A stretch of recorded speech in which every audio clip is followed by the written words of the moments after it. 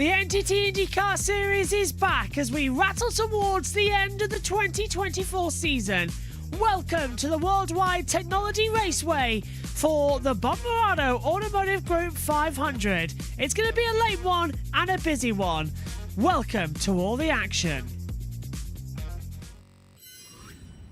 Let's cross over now live to all the action from INDYCAR Radio as we go green. This is the NTT INDYCAR Series. With live coverage of today's practice, this is the INDYCAR Radio Network. Welcome back, everyone. The championship chase resumes in the shadows of the Gateway Arch in the city of St. Louis. Mark James, Davey Hamilton, Michael Young set to take you through the next hour as we get back to action in the NTT INDYCAR Series after the Olympic break. And Davey Hamilton, what an exciting place to do this, the historic Worldwide Technology Raceway. You know, every time we come here, there's been improvements done. They do. Chris Blair does such a great job with this racetrack and this facility. So excited to be back here. Obviously, we have INDYCAR, we have Indy Next, we have Silver Crown all running this weekend, and another great weekend. A little warmer than we thought. It's been pretty cool up in Indianapolis, but it's a little warm here, but that's okay. It doesn't look like any chance of rain that we did have last year, so fortunately it looks like that's going to stay away. And now the INDYCAR is just making their way onto the racetrack to see, see how this track's going to lay out for them this year. A significant break in the history of this racetrack for open wheel racing. 1997, Paul Tracy was your winner. Patrick Carpentier and Alex Barron were the podium. Ran here through 2000. CART did. Then the IRL took over for a couple of years. And a long break from 2003 to 2017. But let's face it, I mean, Chris Blair, Bommarito Automotive Group, they all got their collective heads together and made the improvements necessary. And I know the NTT INDYCAR Series sees this as a home that they hope to have for a long, long time. Yeah, and I think so. I mean, we look at the crowds when we first started coming here, and I mean, they just continue to grow year in, year out. Last year, this front stereo was packed. A lot of entertainment, a lot of fun.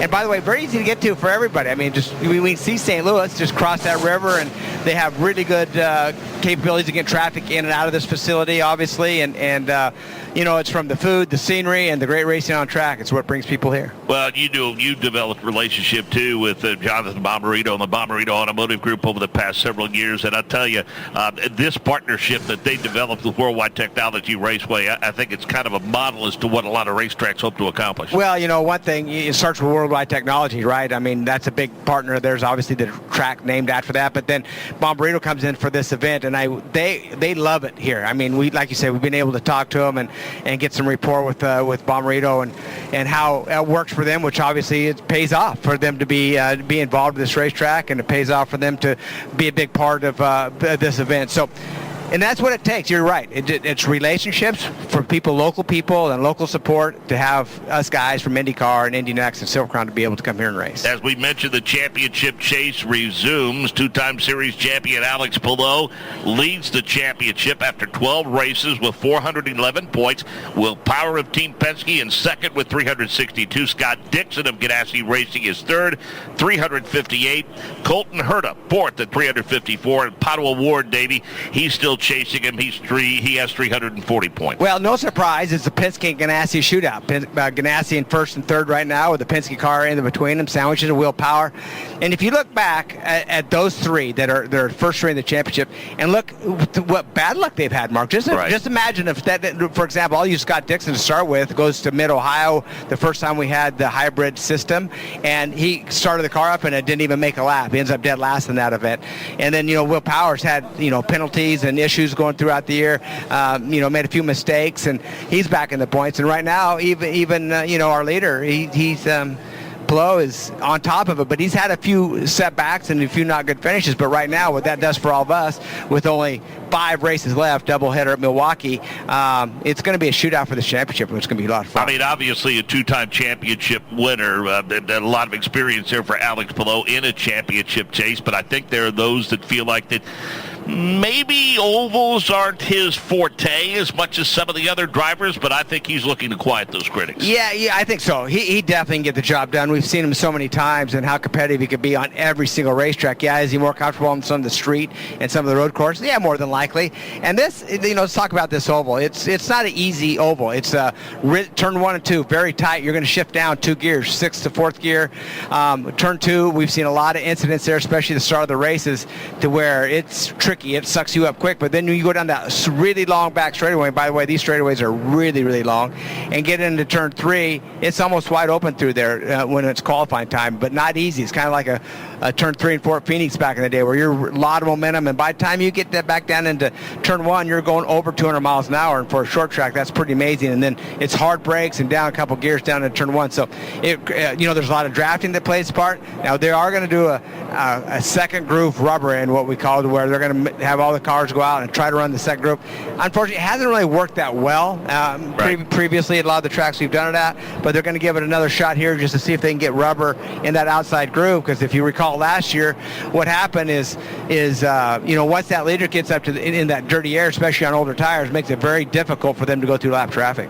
Install laps this 1-hour session have been completed, kind of a wait and see time for these teams before they go out and continue to dial in these cars. Again, a 1-hour session, and we saw Stingray Robb take that install lap. Michael Young joins us on pit road with an update on a potential issue for Stingray Robb, but also Michael wants to tell us it is a typical summertime day here in the Midwest. It certainly is, and let's start with that temperature. 86, the ambient temperature, track temperature is 111 as I stand in Stingray Robb's stall. Goodhart, the sponsorship on that call. And it's actually, he never even got an install lap done. There was a fault that came on the steering wheel as soon as he rolled out of his pit box. He got to the pit lane wall brake and just shut it down. The crew had to then get the tugger cart out. They tugged him around the backside of this open area in the paddock, and they've just wheeled him back into his pit box now. So the crew checking on that. I know they had to change a loom yesterday. Don't know if that had anything to do with it or not. The team didn't think so, but he's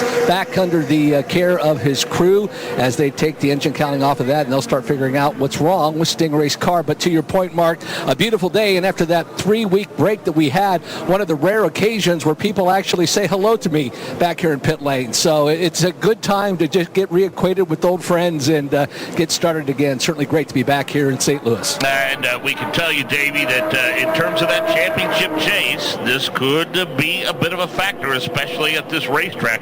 A couple of contenders, points leader Alex Palou and Scott Dixon in championship contention.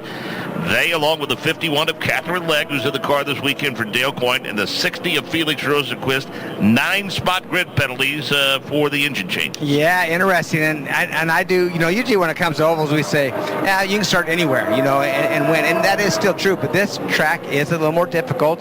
The way the long straightaways are, the tight turn 1 and 2 that we talked about, the extremely high speed 3 and 4, it does create some difficulty in passing in dirty air. So those grid penalties definitely will affect them. Now, we've seen, people overcome those, especially you get a pit strategy going, which we'll work on pit strategies later on, and how many laps these guys are going on fuel loads, how the tires are holding up in a full stint, and kind of find out what that's going to look like when it comes tomorrow on race day. So Scott Dixon started 16th a year ago in the 28-car field because of a 9-spot grid penalty for an unapproved engine change. He needed only 3 pit stops because he saved fuel, 1 fewer than the other 27 drivers in the field, and guess who won the race? Scott Dixon does it again, right? Yeah. I mean, matter of fact, last year they did it like 3 times in a row. It's like, how did he just win this race? I mean, he really got on a roll at the end of the season there, and it was him and that team, him knowing how to save fuel, him knowing how to, get the pace that they need, and that entire team with a good strategy and a great race car were able to pull off some wins last year that we never thought would happen, one of them being right here. Earl McLaren, happy to have Alexander Rossi back in the fold. Yeah, after a little thumb injury in Toronto that put him out of that race, unfortunately. It was nice to have that break for the Olympics for Alex to be able to heal that thumb up. I I understand. I haven't talked to Alex. Don't know for sure or anybody with the team, but I think it's 100%. I think he's in good shape. I don't think there's anything that to affect his performance here this weekend. Silly season, I think, got downright crazy with an announcement earlier this week that I don't think anybody had on their quote-unquote bingo card. Yeah. And that's David Malukas is moving to A.J. Foyt next year. Well, I was surprised with it. I talk to that group quite often, and I know they've been working on a lot of things, and I really thought, well, they're working on, making sure Santino gets a proper sponsorship and they get that 14-car funded and keep Santino in the loop. But then when I seen Malukas, which I really thought that he's done such a great job in that in the car that he's been running, which the Shank Meyer car has been super fast. He's been really good in that car. It seems like Rosenquist really took a liking to him. Seems like they worked really well together. I thought he's a lock-in there. They're either looking for somebody. I think he's a lock-in. And so when that came out, a bit of a surprise, but you got to look. Santino's been getting a lot of top 10s. He's running decent in the championship. That Foyt team seems to be getting stronger and stronger. Now, there's still questions. Where does that leave Stingray? Is Stingray still in and he'll partner with Malukas? Or does that mean that Ferrucci is still in and he'll partner with Malukas? Because I do not feel that AJ will run 3 cars. Maybe I'm wrong on that. Haven't had a chance to really talk to all of them this morning. But it's pretty wise time to announce that, because I think the chips are starting to fall who's filling these seats. Pretty good place for David Malukas to show up to. He's got a second and a third in 2 previous starts here. Let's get more from Larry Foyt. Michael Young's caught up with him. Well, Davey Hamilton was talking about potentially what would happen with A.J. Foyt Racing in 2025. I thought who better to ask than you, Larry Foyt. The big announcement with David Malukas coming in next year, you made that announcement. Where does the rest of the team stand? Is it going to be Santino, Stingray, or a combination of both? 3 cars maybe next year. Yeah, we're working on all that now, so I don't really have an answer for you at the moment, and I think we're going to get ready to send, so let me hop at it. I got to jump on this real quick. You got it. So the answer was he wasn't quite sure yet, guys, but certainly they would, I think, push it a little bit trying to get to 3 cars, but if they could get the funding, that may be something we see in 2025. And, Michael, a little bit later on tonight, we'll have that highlight practice, and maybe Larry will have a bit more time, and we can spend a bit more time with him. Of course, a couple of very respected motorsports broadcasters and journalists, Kurt Cabot and Kevin Lee, host Trackside on an Indianapolis radio station, and we were able to get the okay to share some of the conversation they had with David Malukas earlier this week on their show Trackside. We appreciate them for the opportunity to share this interview with David Malukas with you. They first asked David Malukas, why A.J. Foyt Racing? Well, just looking at the performance that the team has had these past few seasons kind of coming up, especially with the new Penske Alliance. Even before that, if you just look at their Indy 500 performance, it has been very, very strong. So I'm very excited to go into there. I think, coming from that side, and I've met a few of the guys before, just walking through the paddock, from the mechanics to the engineers, and I just think it's a really good group of people. So I'm really excited to be a part of that Foyt family. And again, courtesy of Trackside, we appreciate that. We'll have more with David Malukas and that interview throughout the course of this weekend. And Davey, again, as he mentioned, impressive performances at the Indianapolis Motor Speedway, but you see Santino Ferrucci top 10 in points, and looks like he's going to set solidly there. And I think the technical alliance that Larry Foyt was able to secure with Penske Racing, all points to a slow, steady progression and an upswing for that race team. Yeah, I think so. You don't just come in having an alliance and all of a sudden you just overnight fast. And as we talk about how good Malukas is at this racetrack, remember Coyne, we thought he was almost going to win this. He's P1 right now with that Meyer Shank car, so obviously he likes this place, finds himself P1 right now. But you're right. I think that Santino is getting more confidence. He's that driver, you love him or you hate him, and I think he's really good for our sport. I think he's a good driver, and I think that team is, it's to the point where he wants to win, and he knows that his Penske Alliance is there. He knows his cars are better, so he's not just a pushover. He holds his ground, and he does what he feels like he has to do to win races, which rubs some of these other drivers a little bit wrong. But in the day, I just think that there's so much, the performance that Malukas had, the performance that Ferrucci had, just goes to show how strong that team really Mentioned is. Alexander Rossi earlier. Still don't have word as to where he will be next year. He's confident he will be in this series. We're hearing rumblings and rumors that maybe that could be solidified as early as this weekend, where his home will be next year. Will that be a Meyer-Shank? Well, Meyer-Shank has an opening now, that's for sure. They have that opening now. We also heard, well, is it Ganassi? But Ganassi's got 5 cars right now. They're only allowed 3 of the leader circle in the leader circle for next year. It's going to be interesting how that all plays out. But who would go away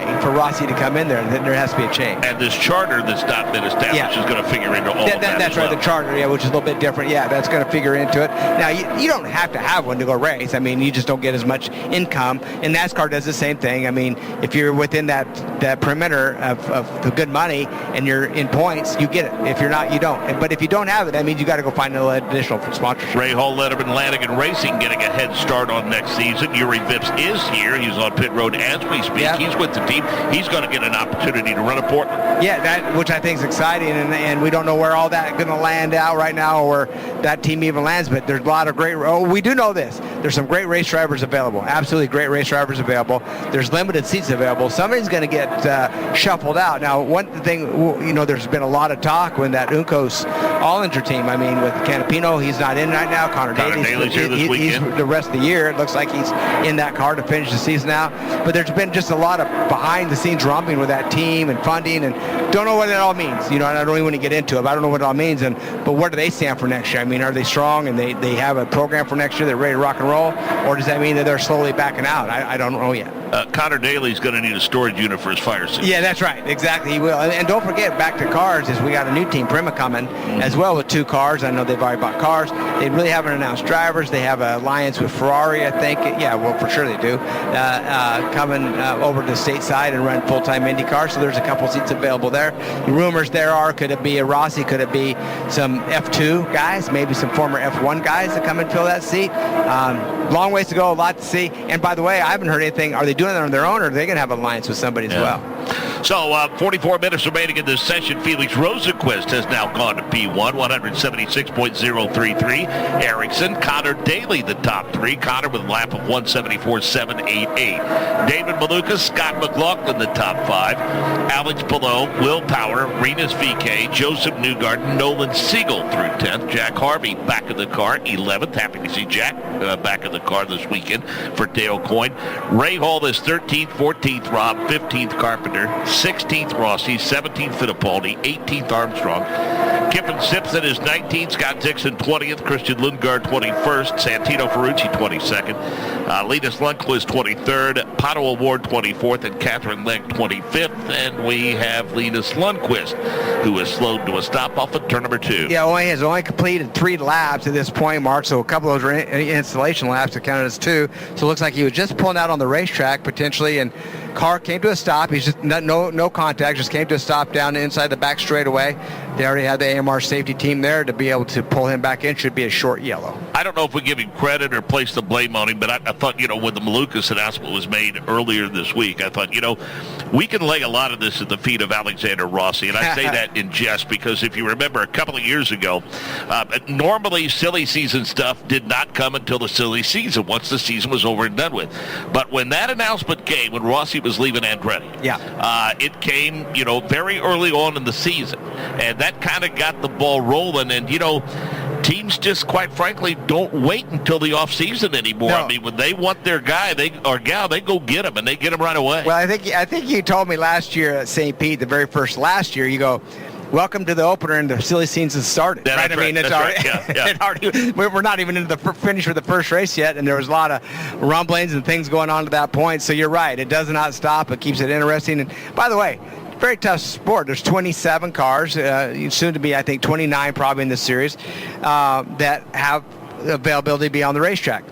By the way, and I know there's over 100 drivers. I could just get a piece of paper and write 100 drivers that want to be here and that are capable of being here. So that means, really 3/4 of the drivers out there don't have a ride, and because there's not that many seats. So you can feel, drivers, they're not always easy to come by, but they kind of are. I think what I'll do before I get to Portland, and I know Artie Schreeben with IndyCar Media, he monitors our shows typically and will send us notes, and we appreciate that. But But I think with the exception of the 500, I'm going to go through before we get to Portland and see if that, if Artie doesn't have that number already, can't text it to me. I'm going to figure it up and see how many different drivers we've had in the series just this year, with the exception of the 500. Yeah, with the exception of the 500. We might be able to look at the points and see that. And that's right. But yeah, quite a few. A lot of fill-in drivers, a lot of one-off drivers. How about when we went to Detroit and Bodier? Just hops in a car, comes back. Great to see him back in the series. He loves it over here. Was another great driver and did a really good job at that race, by the way. So let's go to pit road. Check in with Michael Young. Yeah, for Linus Lundqvist, he just made it back to his pit box, I should say. I understand it's an MGU issue, which is part of that new hybrid system. And I understand that all the teams had to change the looms in their car before they arrived in St. Louis this race weekend. So not sure if that had something to do or contribute to this MGU issue, but that is why Linus Lundqvist stalled at the end of pit lane.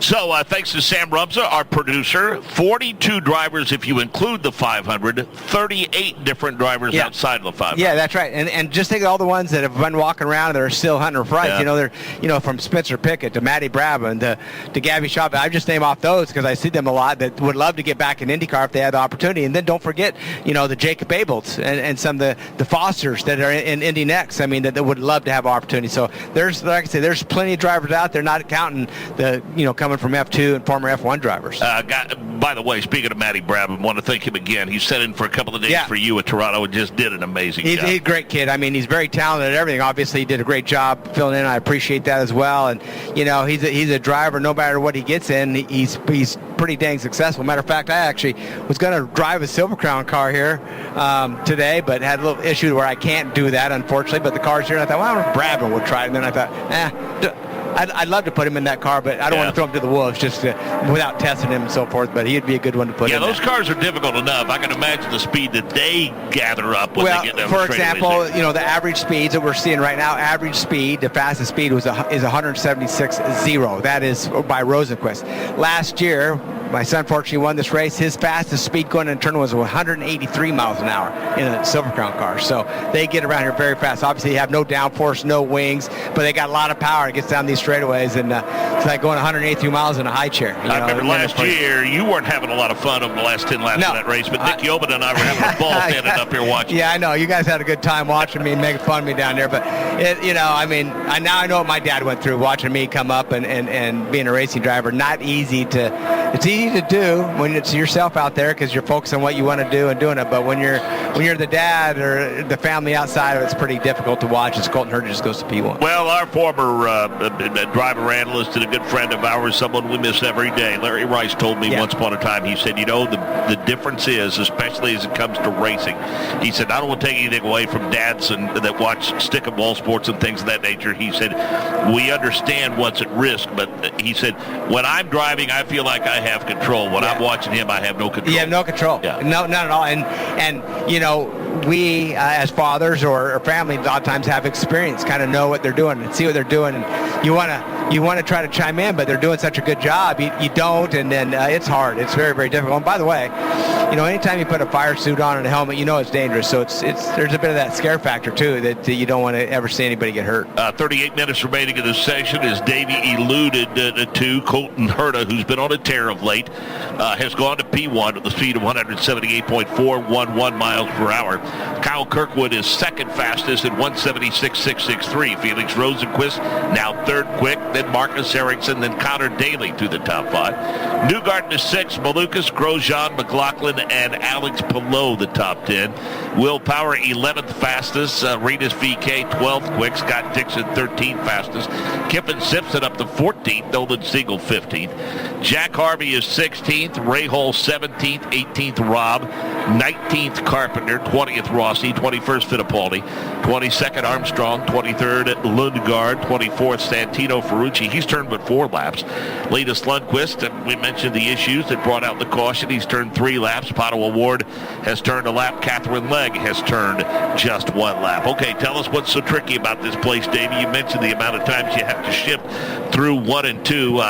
Even though there are 4 corners here, there are nothing similar at all about any of them. Yeah, so turn 1 and 2, very tight. If you look this at an aerial, it's kind of like an egg. You got a big end on one end, a really small end on the other one, and that one, the small end, is very high commitment, obviously, because you got to get heavy on the braking. You're downshifting a couple times, and then it's all about trying to get momentum coming off of that turn 2, and it gets very, very tight there. The banking goes away onto that back straightaway. And then when you get to turn 3, it's like, okay, there's no shifting down. It's what can I do to get through here wide open? And man, it's another one. And when I say high commitment, that's probably the most high commitment around here, because trying to hold it wide open and get to that corner without anything going wrong. We've seen that Andretti's tested here. They're 1 and 2. No surprise. I think track time is so important here to get your car just right, and confidence of the driver.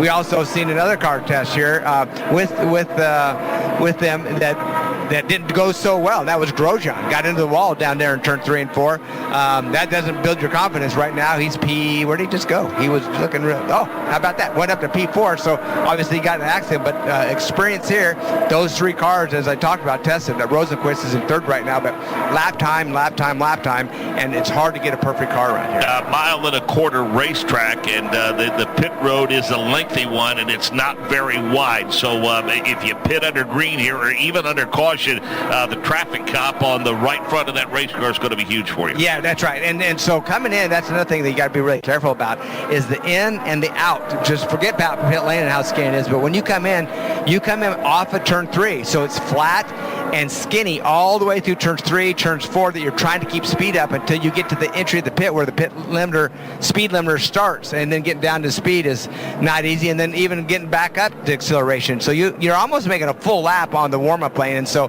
when you leave turn 1, it's very flat. We've seen cars spin out down there and slide up. Matter of fact, I think Power did that last year.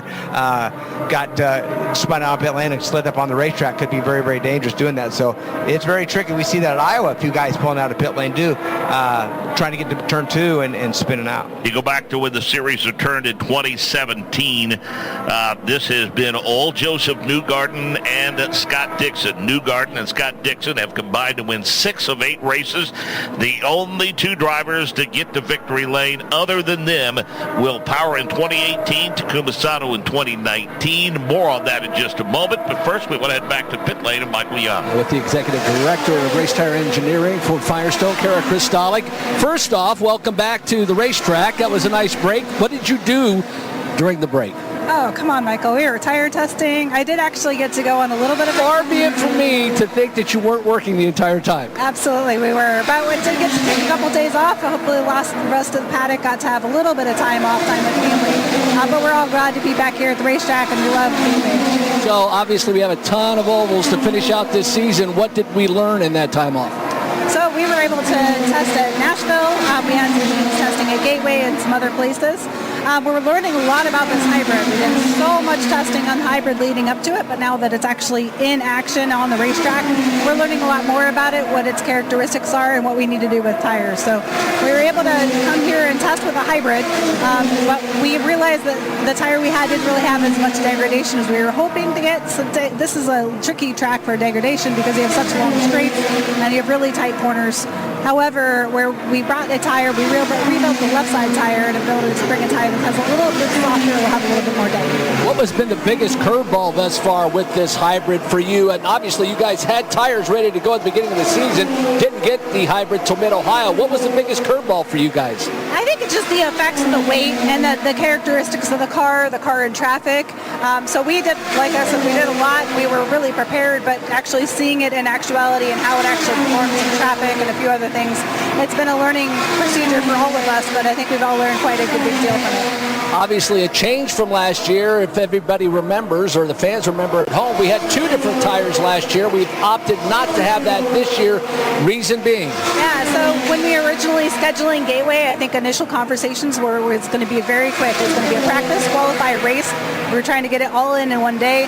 Schedules changed since when we made that decision, but we like the idea of alternates out on oval, so we might see it coming up soon here. Okay, that would be great. We'll let you get back to it. I see Watermelon here, the fruit of choice. So you guys have it all going on. Yeah, all the things that we can do to keep it cool. Help yourself to watermelon. I love it. Thank you, Kara, as always. Thank you. Kara Kristalik down here on Pit Lane, guys. One of the absolute best in the business. We appreciate her insight and her access each and every weekend for sure. Kara Kristalik from Firestone. Davey, I went back and kind of replayed, as I always do, to kind of relive the race from a year ago. And I, for one, like the idea of those alternate tires as an option on these ovals. Yeah, no, I think it's a great idea. You know, we obviously have done it for quite a while now on the road and street courses, and we see NASCAR doing it now on the ovals with their cars. So I do think that's something that IndyCar could definitely start looking into. Keeps it interesting, and the biggest key is on oval. We see it time and time again. Is how do we get that second lane activated? I've had my ideas and thrown them out there many times, but I think that's what needs to help our oval racing is getting that outside groove. Would a softer tire do that? Potentially, but here's another key. You got to keep the marbles off the racetrack as well, because if everybody runs the bottom, no matter if there's a good groove on the outside, but if everybody runs the bottom for 10 laps or so and it throws marbles up there, that takes away that second groove. And so we got to try to eliminate marbles and make that second groove where it's where it's probably a benefit to go up there somewhat. So I think that's something that could still be worked on. I think that they're continuing to work on that, but that soft tire could help that. This is it before we go qualifying a little bit later on today. Yeah. Just 1 hour session. 1 hour session right to qualifying. As Kara said, at one point, this is going to show up Saturday morning and race Saturday night and this roll and be done with it. You've never done that, have you? Well, I love it. That's what it's all about. Matter of fact, these Silver Crown guys do feel a little bit sorry for them. When I say that, I got cars here myself, but having to be here, you leave Indy at 4 in the morning, you're here early to get in. They practice at 1, they qualify at 5, and they race at 9 tonight. But here's the tricky part: they race Springfield, Illinois, 4 hours away from here, and the gates open at 7 a.m. tomorrow. Wow. So they gotta. That's what we used to do. As a driver, it's great because you're racing all the time. By the way, they were supposed to have a sprint car race last night. I think it got rained out, but then they had a midget race Wednesday night at Raceway Park. So these USAC drivers, these open wheel drivers, they've been busy with the short tracks, and it doesn't end it tonight. After the race tonight, they're going to go right to Springfield tomorrow. We're blessed with a lot of historic venues throughout the state of Indiana, because Indiana's where we call home. But bottom line is this: but when you think of the historic race venues, Springfield's got to be right up there. Absolutely. When you think of Springfield, I always think of a couple things, and I know that there's so much history there from Foyts and Rutherfords and Unsers and those guys racing it back in the day. It's been around for so long. But in my era, I was like, okay, go to Springfield. I better do what Chuck Gurney does, because Chuck Gurney had that place just mastered for a long time. Jimmy Seals ran really good there for a long time. I'll have to say, as a not a great dirt driver, because I just didn't have the experience to do it, but loved Springfield. Out of all the mile dirt tracks, I think Springfield was my favorite. I just thought it was fun, good racetrack, fun to drive, and I think it's going to, they'll put another good show on there tomorrow. IndyCar app is powered by NTT Data, and it's available to fans for free. You can climb on board with in-car cameras. You can catch up with live timing and scoring and car telemetry info. Best part of all, you can listen to the radio broadcast. Download the app today and stay on track with the NTT IndyCar Series. Okay, we mentioned 4 wins by Joseph Newgarden, 4 poles by Will Power. Team Penske has 8 wins. So the other driver that has been dominant of late here, Scott Dixon. So again, the Penske and Ganassi dominance continue. Part of the history, part of the tapestry here at this racetrack, and it just so happens that they have guys battling out for the championship right now. Yeah, and I'm glad you're bringing that up right now, because I know this is only practice, not qualifying yet. You never know what part of their test session they're in right now. But the fastest Penske car being 9th. That's McLaughlin. Newgarden, as you said, 4 wins. He's in that 10th position. Then you got to go down to power. So you got 3 Penske cars they're in 9th, 10th, and 12th. Looks pretty good. But how about below? Our points leader, 13th right now. Dixon is in 16th right now. Simpson, the other Ganassi car, in 17th right now. So looks like they have a little bit of work to do, but don't count them out for the race ever. This is early in practice. You brought something up interesting. 27 minutes remaining in this session, by the way, and it's Herta, Kirkwood, Erickson, Rosenquist, Grosjean, the top 5. O'Ward, VK, Daly, McLaughlin, and Newgarden, the top 10. The fastest speed by Herta 178-441. You said you went to Springfield, you learned quick, do whatever Chuck Gurney does. So you go back to last year, you see Scott Dixon. He does it, starts 16th, does it on one fewer stop. The novice might wonder why. Well, why doesn't everybody just come up with that plan? Well, let's face it, driving style and the ability to do that plays a huge role in that type of strategy. Yeah, and I think that they had another car with a different driver. I would have to go back and really look, just I know what Scott did for sure, but I think they had another car that could not hit that number. He had the same opportunity that Scott did, but just couldn't hit that number. That's back in the driver's hands. Scott knowing where he needs to be fast, where he doesn't need to be fast, and it's just a master. So many times I watch, like on the road street course, a little bit different, but he goes very slow in the slow areas where he knows nobody can pass him, and then goes fast in the passing zones. And that's somewhat what he does here. I think that, he takes it pretty easy getting into the corner. Once he comes, he just doesn't worries about corner exit on these ovals. He just takes it easy to the corner, not a lot of passing in that area, and just make sure his momentum's up by the time he gets to the exit, and he can beat him down into the corners. And he's just a master. One of the phrases that has gone away, and I quite frankly am thankful that it has, is when they say, well, you need to make fuel here. Well, because we know that's not possible. Yeah, it's not possible to make it, but you can conserve it, and you can make it, it's a huge benefit when you can do that at times. So Scott McLaughlin, your pole sitter last year, and as we mentioned, some of the Team Penske cars a little bit further down the grid. Again, we're going to a racetrack where it looks as though early on, much like Toronto, that Andretti has unloaded really quick here because Herta and Kirkwood has been on a tear of late. And how about Ericsson? He's third. Yeah. And you've got Hondas in the top four. Yeah. And then 5th through 10th, you have Chevrolet. Yeah. So their practice here, I think, was very key. I think that Penske went to Nashville, which, we'll see how that been. Well, so did Colton, though. They had 4 cars from 4 teams there. So, but I know that test here, I figured, I just think lap time here is so important. I think the track changes a little bit from year to year on grip level because they get winners here as well. The track does change through time. And then we have a hybrid system. I think the weight in the cars and a little bit different with the hybrid system. I just think testing here was going to be really, really key. And so far, I think it's paying off for the Andretti team. Now, as you said, they've been alone fast here late in the season. They've been doing a really good job of making those cars consistent, making them fast. And right now, first, second, third, how can you beat that? Well, I can tell you this. Personally, I'm happy when Kyle Kirkwood does well because Jeremy Millis is the outstanding engineer for that car. His daughter, Maeve, is a student of mine in one of my classes at Monrovia. So when Kyle does well, Jeremy's in a good mood, which means Maeve comes to school in a good mood. That is key, yeah. That's pretty, obviously, this goes way beyond just the team, right? That goes to prove of it, right? I mean, anybody that's on those teams has family, and they have family, and, that's how our sport grows, and you create, your favorites and trying to be involved in any way. Like, I remember right here, Rex Hudler playing baseball here in St. Louis. Once I knew it, I became a St. Louis fan because I knew one guy, and it just makes a difference. Some crazy connections between that hometown of mine, Monrovia, and this series. It is unbelievable. My all-time favorite, Gary Bittenhouse. I love Gary, and God bless him. And, when you come to a true racer, just a true down-hard racer, you're not going to, from knowledge to driving to giving you advice. Who more than him? The guy was amazing. Could drive anything at any time. Unfortunately, he had an issue, got a crash, got hurt a few times. Things didn't go his way 100% because he was driving for Penske when he got hurt and it hurt his arm. And then he comes back and he continued to win races. I remember I teamed up when I first met Gary. He was in super modified that I was going to partner with him. And it was what a learning experience and what knowledge he had.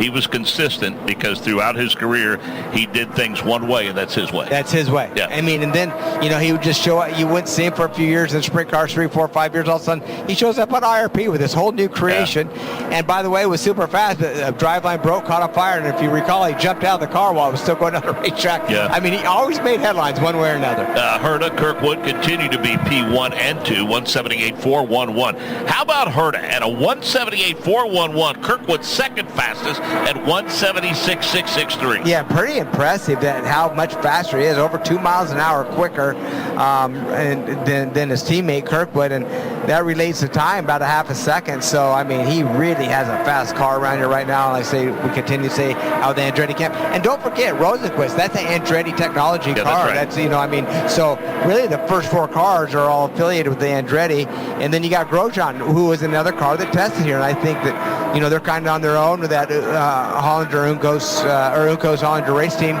So, but he got in the wall, but obviously that test paid off. And then you got Pato. I don't think he had any test time here, but the Chevrolet, as you said, four Hondas. Then the next six actually are Chevrolets. Last driver to win from pole position, Davey, believe it or not, Elio Castro Neves back in 2003. The only other drivers to do that, Juan Montoya in 2000, the late Gilles de Ferran in 2002. So it's been a while since the pole sitter has won the race, which that explains how and why Dixon was able to win from 16. That's right. Yeah, no, that's very interesting because we know at this racetrack that it definitely pays off to have a great strategy. Obviously, you need a good race car as well, but being in the right place at the right time, and we've seen cars dominate here, and matter of fact, cars on the pole dominate here, and then the yellow comes out just at the wrong time and messes their whole race up. And a couple of other drivers who of late have been somewhat dominant here, or at least turned in solid performances. We briefly mentioned it with the focus being on his move to AJ Foyt Racing, but David Malukas has been on the podium in both of his starts here, finishing second in 2022 and the third step on the podium last year.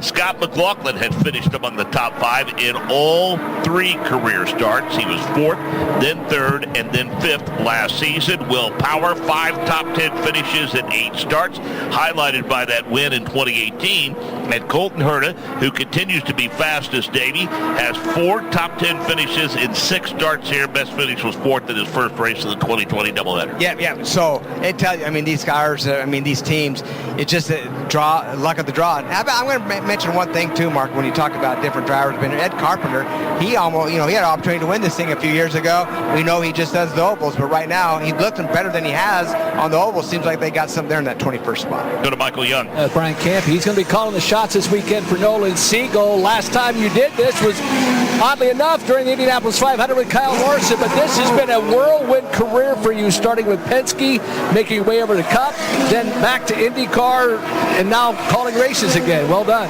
Yeah, thank you very much. Excited to be here. Excited to see what we can do with Nolan and help the folks out at McLaren for the weekend. Obviously, Robert Gouet has been calling the shots, been with the company for 15 years. You're now filling in that role for the remainder of 2024. Is this something long-term for you? What is your goal with Arrow McLaren? Yeah, right now it's just for the rest of the season with the 6 car. I got Blair and Nick and Gavin and all those guys at McLaren. It makes it really easy for a guy like me to step in and just kind of fill a hole. So excited to do it. Just proud to be here. Thus far, working with Nolan, how has that been, working with a young driver who just hopped in an IndyCar a couple of months ago? Yeah, it's fun. He's the same age as my son, so it's fun to do. He's excited. He's got a lot of youth and exuberance, and it charges you with energy as well. I'll let you get back to it. We appreciate the time. Welcome aboard. Thank you. It's Brian Campy, guys. Yeah, the difference is probably Nolan Siegel will listen to him a little more than having been there. That's how it works. It's like no question about it, man. I went to Indy Next test in Nashville. My son was fortunate enough to run with HMD, and I was the dad with the shorts on the outside of the wall just watching. I didn't not saying a word, and I just let them do their thing because he's better off to listen to some the other drivers and let them do it, pay their own way, because a lot of times the father-son doesn't work, as we've seen with Colton and Brian. Brian's not on that car anymore. He's with Kirkwood, and it seems to be working out good for both of them right now. It means they're in 1 and 2. Well, the discussion there was a little bit about, you hope to have a veteran to bring in when you have a change. And let's face it, a driver change at this point of the season is not an easy thing to do. But a race strategist engineering change is not easy either. No, and the reason for that is that, no matter what job you go to, it takes a while to really fall into place and know the people and know how they go about things, and it doesn't matter what job that is. And with engineering, it's the same thing. And you got to learn the teams, you got to learn their names, you got to learn how the teammates work and how you work together with them and the driver you have. So not easy task whatsoever. So, is this an opportunity for him to be there long term? Who knows? We'll find out. 18 minutes remaining in this session, Davey. As we mentioned, we will qualifying a little bit later on today. They don't get another opportunity to get a qualifying sim in, and I will say, at least for now, it looks like these drivers have spaced it themselves out pretty well, and they ought to be able to get a decent handful of laps in. Yeah, right. Yeah, absolutely. And I think it's a Saturday night shootout. Well, although a little bit of practice and qualifying Friday, then we do it tomorrow. But it's good. I think that competition level is going to get closer and closer. Usually takes a little bit of work as far as working with your teammates, going in and getting a strategy. Now they don't have an extra practice to really find out what the changes are going to do in their car. They're going to have to come out for qualifying. And I'm looking on the list right now. A couple of impressive. I already mentioned Carpenter in that P20. How about Stingray Robb? Looking really good. He's in that P19 right now. We've seen Stingray seem to have been struggling a bit with that AJ Foyt car and just not having the luck and what he needed. And right now looks pretty good. Harvey, another one. We've seen him up and down. Just can't catch a solid break. He had back issues at Iowa, hurt his back and couldn't really drive there and had to step out of the car early. He's a P18, that 18 car. We haven't seen him with a lot of speed this year, and right now just mixing it up on this oval. Yeah, happy to see that for him, Davey, that those back issues appear to have been solved and taken care of, and I think a lot of people applauded when they learned that Jack Harvey's going to be back in the car this weekend. Yeah, I agree. I think we all like Jack. He's had a kind of a rough stint in teams and being competitive since the Shank program, and the Ray Hall thing didn't really work out, and so he's just trying to hang on, trying to get some good results and figure out where it goes from here. And you look on the front side, Connor Daly he's the best fill-in driver that we have, obviously, that could be competitive in that 8th position. And then you go to Ed Carpenter Racing again. How about VK? P7 right now. Good run for VK. They've been struggling a little bit with that Ed Carpenter team, especially on the ovals, but right now it seems like they have a little something going on, a little confidence maybe in that team to be competitive here at Nick Yeoman comes in at 2:15 local time, 3:15 Eastern. He and Davey will take you to the first practice session as the championship chase resumes for Indy next, a series by Firestone. It's the Out Front Showdown, the 11th race of the season. Louis Foster leads the championship standings with 437 points. Jacob Abel continues to chase. Kyle Collette has been hot of late. Callum Hedge trying to heat up, and Jamie Chadwick. Hedge is the only driver among the top 5 in the championship without a win this season. Yeah, pretty amazing, right? I mean, it's really fun watching, especially Foster and Abel. Though they have really been putting a battle.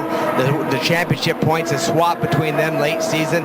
Foster, right now, I think every team needs to watch what he's doing, because he seems the one to be really on fire right now. That Andretti Camp has a lot of confidence. They've had a lot of speed.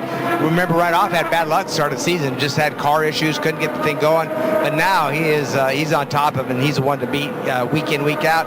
He's the favorite to win that championship. He's leading it right now, but he's still got several races to go. The difference is, bottom line is, drivers have said it over the years, when you're trying to chase a championship, I know everybody's concerned about points, but the bottom line is this: if you win, the championship takes care of itself. Right. Jacob Abel has 2 wins. Louis Foster has 5. That's huge. That's a big difference right there. And we know that, Abel was just they had a little bit of bad luck with a flat tire in Iowa. If you recall, they had the tire issue there a little bit, and they were just concerned about blistering, so they shortened the race. They put a competition yellow in.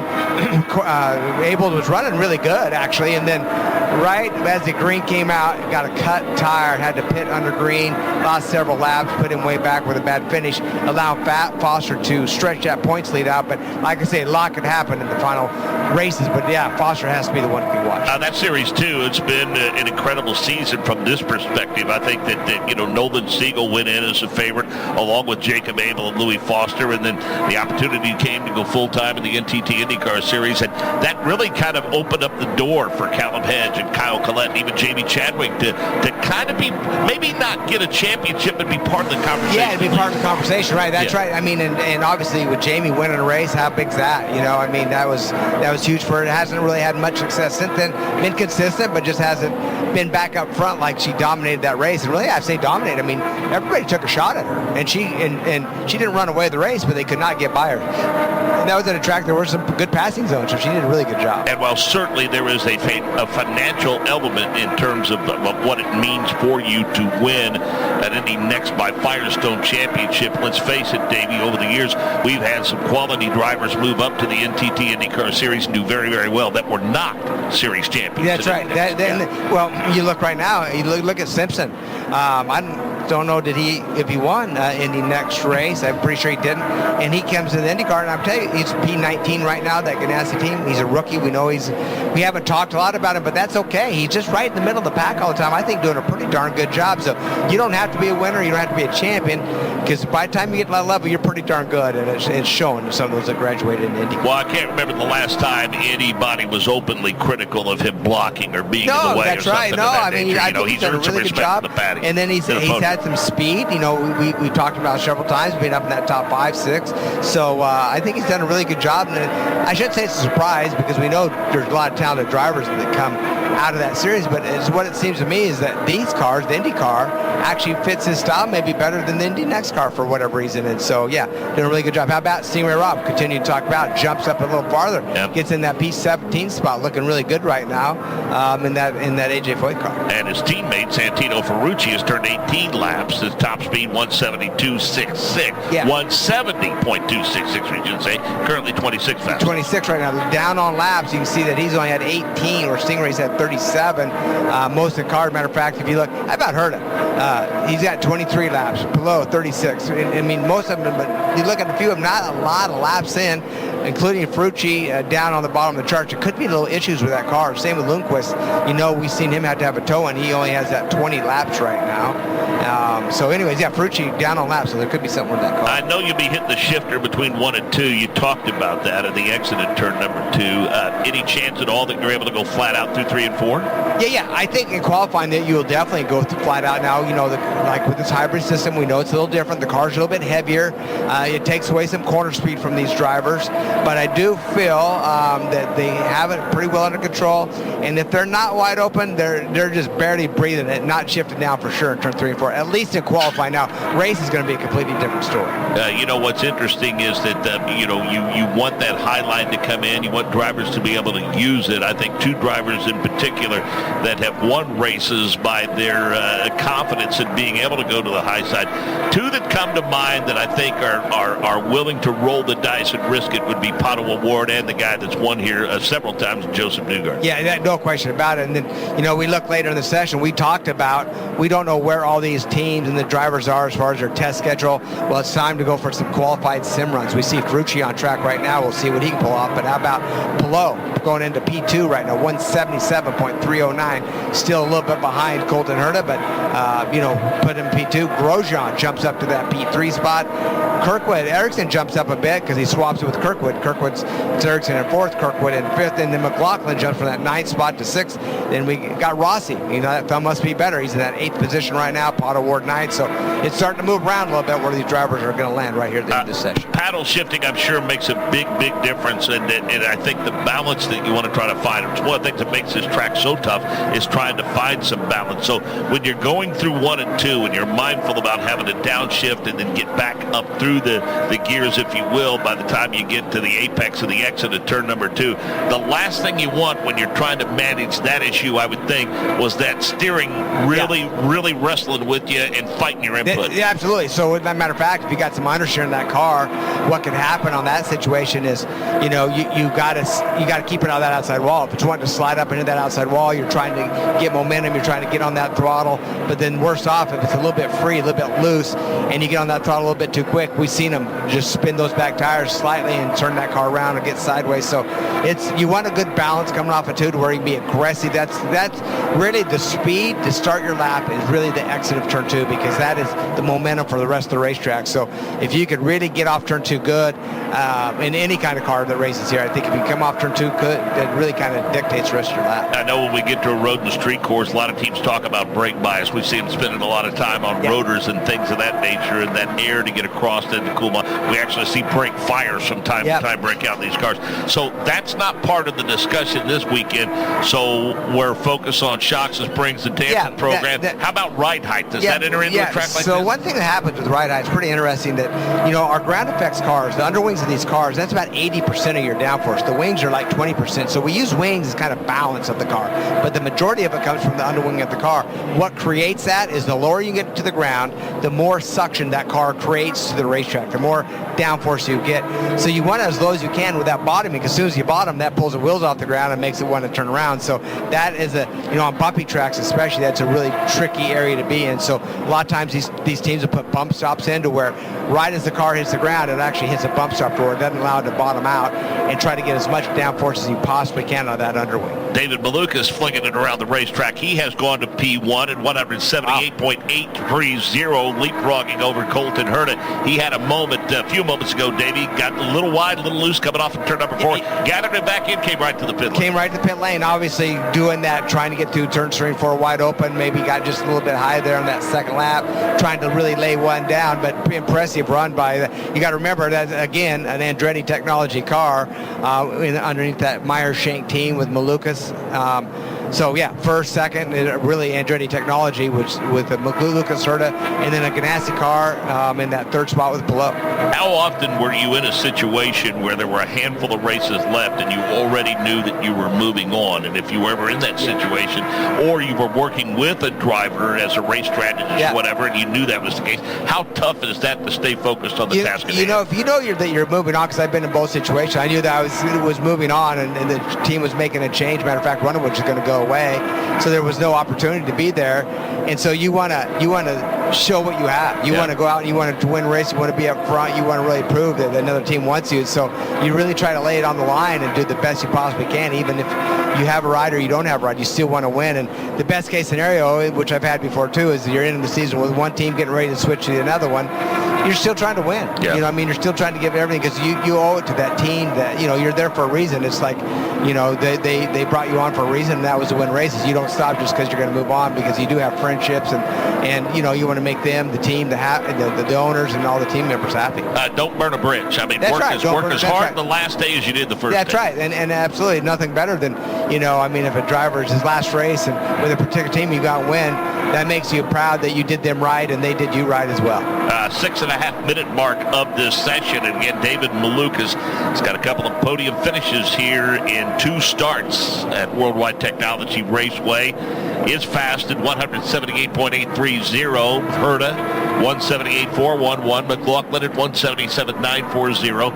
Palou at 177.309. Roman Grosjean at 177.267. Felix Rosenquist at 177.207. Then Ericsson, Power, Kirkwood, and Award through 10th. Bottom with a speed of 176.424. Also in the 176 range, Connor Daly, 11th fastest. 12th is Rossi, 13th VK.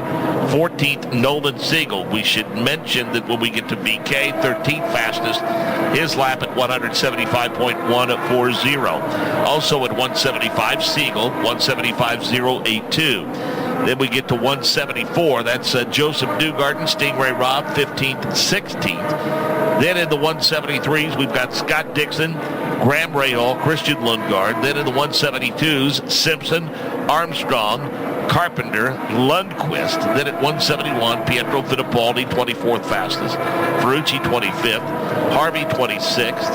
And Catherine Legg has turned 34 laps and still searching for speed, Davey. She's at 165.382. Yeah, not easy place, and especially not testing here. She definitely, just trying to get comfortable here without going over the edge. You got Harvey fell back. You got teammates 26, 27. That tells me in almost the exact same times that the cars are pretty darn close to each other in setup. Don't know, back to Ferrucci, don't know what's going on there. Still only 22 laps at this point. 24 laps, I'm sorry. And it looks like he may be back on track right now, just trying to figure out what the gremlins are in that race car.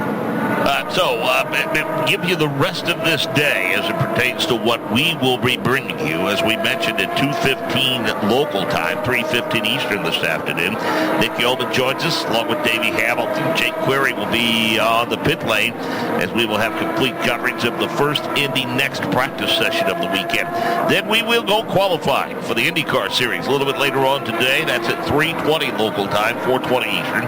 Then at 5:45 we'll have Indy Next qualifying qualifying as we set the stage for tomorrow's race. And then a little bit later on this evening, Davey, again, the effort will go a couple of 15-minute sessions for teams to hopefully lay some rubber down, work in that high line before they have a final 30-minute practice session. Yeah, that's right. And hopefully that works out, just to try to do a little high line. Well, we got a lot of cars coming back out on racetrack before this day's over, before qualifying, just to see if we can get that line when it comes race time a little bit better. And we might want to make mention that we have a nightcap after that IndyCar qualifying session. Yeah, that's right. And we do have a little nightcap, and that could be key. I mean, it really could. I mean, and get Silver Crown cars out there having a race on the racetrack, 9 o'clock tonight. I have a feeling that they're going to use it up there. Does that rubber translate to speed for IndyCar? I'm not sure yet, but I know that I have a feeling we're going to see those Silver Crown cars up in that second group for sure, as McLaughlin just goes to P3. So you'll get a sleep in tomorrow, but we have a busy afternoon and evening. On Saturday at 2:50 local time, 3:50 Eastern, complete coverage of the Indy Next race, and then join us at 5 p.m. local time, 6 p.m. Eastern for complete coverage of the Bommarito Automotive Group 500. As we look forward to that, and the championship chase is on. And for all of you oval purists that have said, we need ovals, we need ovals, we need ovals. Well, kids, over the final few weeks, month and a half or so of this season, you got them. You got them, absolutely. Matter of fact, only one permanent road course left, Portland, Oregon. We're going to do that next weekend, but after that, a doubleheader in Milwaukee, a weekend off. Then we head to Nashville for the finale at Nashville Super Speedway. Went there, like I said, last week for Indy Next Test. Outstanding. They're doing a good job. They're working hard. The Bruschetta Group has taken that promotion group over. He owns it now, taking it from the streets to the oval. They're there for a while right now, for sure. I think it's going to be exciting. It was great to see that track. I forgot how big it really was. Yeah. And what a proper facility that is. I mean, the grounds look absolutely outstanding. It's clean. It really looks like a brand new facility. So a lot of it's grown up. You're going to be surprised when you see how many things have grown up around that area out there. But excited to get there. Hopefully a lot of people, I know they're had to build temporary suites, and then inside it turns the front straightaway behind pit lane. There's going to be some temporary suites there, so suites are going really good. But don't forget, there's plenty of tickets left, I think, and make sure I think it's you're in Nashville, number one. You have opportunity to see a great race here in Nashville, and still going to have plenty of a race presence in downtown Nashville. Oh, absolutely, yeah. There's pit stop competition down there. I know Al Unser Jr. has a book, I think, coming out, or some audio book coming out that he's going to be down at one of the clubs down on Main Street. A lot of activity happened down where it all on Broadway, where it all happens, where the nighttime fun is, and IndyCar is going to be involved with that as well. How long has it been since I've been there? Well, let me tell you, our driver analyst for the last race that I worked there was a guy who lives right here in St. Louis, someone you and I know very well, Robbie McGee. Robbie McGee, that's right. Yeah, that's right. It's been a long time since we've been there. It's a concrete track. I remember the first time we tested there, it was extremely, extremely bumpy. They came and ground it, made it very slick, but it made for some exciting racing. At the end of the day, it was a slip and slide, and it was spazzing, but right now, from just what they're telling me, there is a fairly big bump down in Terrain 4 that I'm sure they're going to work on a little bit. But the second group, back to the same thing, trying to get that second group into where we see some good passes. But the first thing you guys asked for was a blue stripe to be painted at the bottom of the wall. That's right, because you cannot see it. That unbelievable when that track was new, as you said. Everything was white. The concrete was white, the wall was white, and you can tell where one started, where one ended. So having that wall painted, you're exactly right. It was key so we could differ where that was, and it was a challenging track. It's still going to be challenging. I think it's a great place to have the finale, as I said, and we're in a party town, and it's going to be a party whoever wins that championship. And I'll tell you, I don't get me wrong, I love natural terrain road courses, I really do, but I like how flat Portland is because it makes it mad fast. Yeah, no, that's right. It's going to be very interesting there as well, because that been going there a long, long time. We've seen a lot of action there, some really close finishes. We've seen some fuel, people run out of fuel for some disappointment. We've seen some banging and beating. I mean, it brings everything, and that, I think that Northwest really brings the crowd loves when IndyCar comes out there. I think it's going to be another fantastic show. Obviously, Savory Green promote that event as well. They do a really good job at that. It's the Benton Isle Portland 200, so it's going to be exciting to get back there and watch that for sure. We can look to our right and see a lot of the spotters making their way down off of the top of the grandstand here, and they have done their job in a relatively clean, uneventful session. A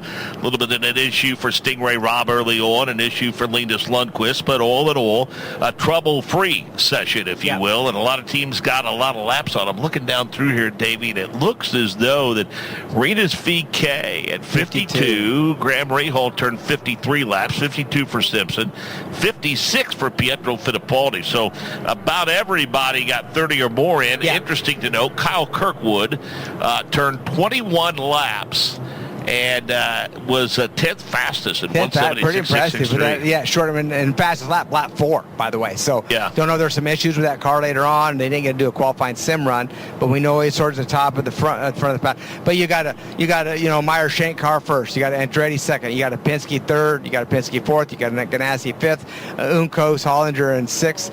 5 different teams in the top 6. Engine manufacturers battle looks like right now pretty balanced going into this weekend. It goes Honda, then Chevy, then Honda, then Chevy, then Honda, then Chevy and Honda in the top 10. Yeah, how about that? Pretty mixed up. That's what we love to see is those manufacturers that we're fortunate to have both involved in our series. Great manufacturers work well together on this hybrid system, and it's important for them to win 2 things, and that is the manufacturer championship and the Indy 500. And we know that the Chevrolet pulled off the Indy 500 this year, but you know that their Honda's going strong to try to get this manufactured. You might have put that priority in reverse order. Well, that's right. That's exactly right. It could be a reverse. That's exactly right. So David Malukas, P1 at 178.830. Herta, McLaughlin, Power, Palou. The top 5. Grosjean, Rosenquist, Ericsson, Siegel. Kirkwood through 10th, Award 11th, 12th is Daly, 13th is Rossi, 14th is Lundqvist, 15th Renus VK, Joseph Newgarden 16th, Stingray Robb 17th, Armstrong is 18th, Dixon 19th, 20th Rahal, 21st Ferrucci, 22nd Lundgaard, 23rd Carpenter, 24th Simpson, 25th Harvey, 26th Fittipaldi, 27th Catherine Legg. Let's go to pit road, check in with Santino Ferrucci, Michael Young. Well, he's got a Speed Racer helmet scheme this weekend, which I think is badass. You weren't even alive when Speed Racer was a thing, but I like that you're doing a throwback towards Speed Racer. Not a lot of smiles right now. Didn't turn a lot of laps. What happened in that session? No, just a lot of technical gremlins. Obviously, it's a new car. A lot of learning curves. Obviously, we knew this would be a tough event for us coming here, so I think we can understand what's going on and fix it for qualifying. What is the toughest part about learning in the situation that you're in right now with this car? Honestly, just getting some track time would have been really good and not kind of rushing to make changes like we just did. And, we're just taking our best guess at what to do to move into qualifying, to qualify somewhere in the middle upper part of the pack and go from there. Obviously, qualifying is so extremely important. You don't get a good qualifying spot, it may be tough to make your way through the field today. Pit stops would then become the key. Yeah, I mean, on top of the pit stop thing, the tires just they're too good. So not often you hear a driver say that, I feel like, but since there's no DEG, I highly doubt there's going to be a ton of passing. So yeah, strategy is going to come a big part, and then for whatever reason, adding in the dual stage limiter from some of the other, which makes pit lane longer, makes you want to pit less. So, it's one of those things where it's you live and you learn, but we'll get it there. I feel good about it. We have a solid engineering crew right now, and we've done great in the past couple of short ovals, so we'll be fine. Lastly, David Malukas announced with this team he'd be a good teammate for you. This where you want to be next year? Yeah, of course. So I'm very happy with the news. It's great for the team. So obviously a lot of racing and a lot of time before then. We always wish you all the best. Thank you. That's Santino Ferrucci, guys. Yeah, good stuff from down there, Michael Young. Appreciate it. Thank you very much. And again, in case you just joined us, 2:15 local time, 3:15 Eastern. Indy next practice. And Davey, sounds to me like there's a driver and a team there that with qualifying up next at 3:20 local time, they wouldn't mind having one more session of practice. Yeah, no question about it. I mean, it's short. We know that. And if you didn't test here and you had any kind of gremlins at all, which he had, it's limited on track time, and so you're just throwing some things at it. So teams like, the AJ Foyt team with Ferrucci on Ferrucci's car, they want an extra session. They want a little more extra time before qualifying, but it's what it is. They'll make the best of it, go back, hopefully find the gremlins, get those fixed, and then you just take a gamble on setup, what to do to be faster, because you don't have a time to really go out there and test it and see if it's going to work or not. Stay with us all throughout the afternoon and evening. Happy to bring every lap of all of the action of the Indy Next by Firestone and the NTT IndyCar Series. Thanks very much to the IndyCar Radio guys there for that session there. David Malukas, what is it about this track and him? He is fantastic here. We'll be back then for qualifying. INDYCAR Radio will be taking you through that session as well later on in around about 2.5 hours' time. We'll see you then. From us all here. Take care. Bye-bye.